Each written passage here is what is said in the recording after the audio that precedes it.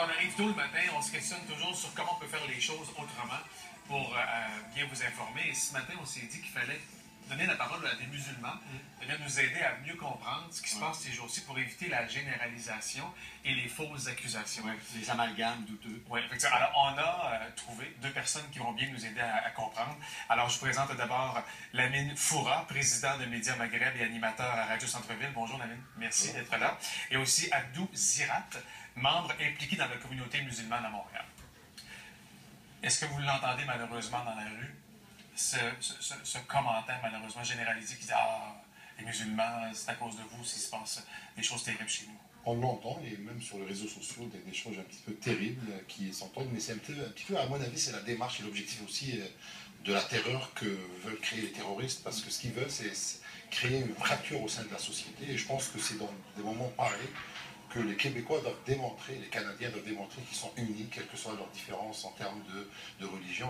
Et je pense que sur ce qui se passe aujourd'hui, même si on peut avoir un débat sur les convertis, même si ça peut arriver par un musulman, natif musulman, je pense que les musulmans ne sont pas coupables, mais par contre, ils ont une responsabilité en tant que citoyens de participer aussi à l'effort de sécurité, de se positionner clairement contre ce genre d'actes. Donc, vous détachez de ces djihadistes-là et de ces extrémistes-là, c'est ça? Par notre nature humaine, on se détache de la terreur. C'est même pas la couche religieuse qui viendrait détacher ça. Mais parce que ça doit être quelque part fâchant de se voir mis tout le monde dans le même paquet, dans le même panier, alors qu'on parle d'un groupe limité, terroriste, qui joue d'ailleurs, qui utilise les musulmans, comme vous l'avez dit tantôt, pour leur cause.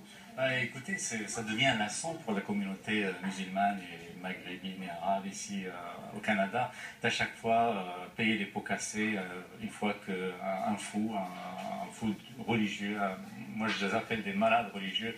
Je vous arrête parce que on vous entend aujourd'hui. Pourquoi on ne vous a pas entendu avant? Cependant, et ce n'est pas un reproche personnel, mais d'une façon générale, pourquoi la communauté a-t-elle été si silencieuse? Est-ce qu'on avait peur d'être jugé au sein même de la communauté si on parlait, si on disait « je ne suis pas d'accord ».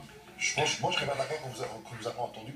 Nous, les deux particulièrement, on a pris des positions quand l'arrivée des prédicateurs il y a à peu près un mois et demi. Je veux pas donc, ça a été peu diffusé. événements. Mettons que ça a été peu diffusé, c'est ça? Je pense que c'est un peu difficile, c'est que la communauté aussi, c'est une communauté récemment installée, elle n'a pas beaucoup de moyens organisationnels, elle est en train de s'organiser, et les débats, comme le débat de la charte, entre autres, nous a détournés sur les vraies questions d'intégration. Parce qu'à mon avis, une communauté qui est bien intégrée professionnellement va avoir plus de moyens de communiquer, va avoir plus de moyens de se positionner dans la société. Donc la communauté musulmane aujourd'hui, elle est traînée dans des débats successifs qui ne sont pas très productifs, à mon avis, pour le Québec et pour la communauté elle-même. Est-ce que c'est comme si nous, il y avait des groupuscules de chrétiens ici au Québec qui, au nom de la conviction religieuse, décident d'aller tuer d'autres personnes qui n'adhèrent pas à leur religion? C'est un peu ce qu'ils font finalement. C'est ça, exactement. Et c'est pour ça qu'il faut savoir gérer cette nouvelle épreuve. Et des fois, un malheur peut faire du bien à une société parce que des épreuves comme ça peuvent nous unir et peuvent démontrer, mais à condition que aussi de part et d'autre, chacun assume sa responsabilité. C'est pour ça que je m'adresse ce matin à notre communauté pour s'exprimer. Je comprends très bien ceux qui ne veulent pas, par exemple, se justifier, parce que pour eux, ils n'ont absolument rien à voir avec ces gens-là. Donc de justifier, ça pourrait prouver qu'à quelque part, on se sent mal avec ça. Mais par contre, il faut s'exprimer, parce que ce qui est dangereux, c'est le silence et l'indifférence. Ça, ce sont des ingrédients souhaités par ces extrémistes. Alors il faut vraiment sortir d'une manière ou d'une autre, dire non à ce qui arrive. Mais est-ce que c'est pas facile et un peu complexe pour les non-musulmans de bien comprendre le message qu'utilisent les extrémistes, les djihadistes, quand ils se servent d'extraits, de versets du Coran violents, en apparence, en tout cas ce qu'on peut comprendre, pour justifier leur cause ou pour dire « tuer les mécréants », en fait. C'est difficile ensuite de dire ben, « c'est pas violent cette histoire-là ». Mais quand on n'est pas un expert. De ce point de vue-là, tous les livres religieux proposent ou posent cette problématique. Ce sont de vieux textes. Exactement. Non, mais il y a aussi la notion de la lecture parabolique du texte. Et c'est sûr qu'une lecture littéraliste pourra poser un problème hors contexte. Mais c'est au-delà, à mon avis, ce qu'on vit aujourd'hui, c'est au-delà du phénomène religieux. C'est un phénomène aussi international de radicalisation, de rejet même de démocratie. Maintenant, ce qui arrive au Moyen-Orient a une influence sur nous.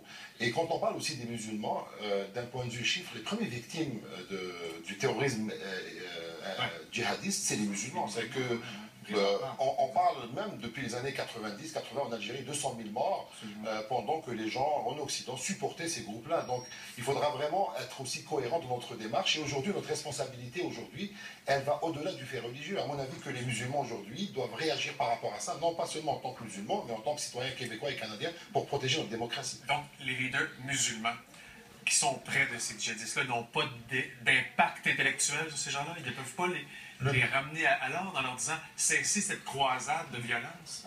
À mon avis, on arrive à une phase assez complexe où même il y a un détachement par rapport à la religion. C'est-à-dire que c'est des personnes qui aujourd'hui utilisent la religion pour mobiliser peut-être. Mais ils sont ailleurs dans leur pensée. Exactement. Et c'est très difficile de les ramener même avec des arguments religieux parce que tout simplement ils sont détachés des choses fondamentales. C'est pas la religion vraiment qui les intéresse, parce que avoir ces jeunes. Mais ils s'en servent par contre. Oui, leur message est ancré là-dessus. Ça les motive quelque part. Ils trouvent une raison.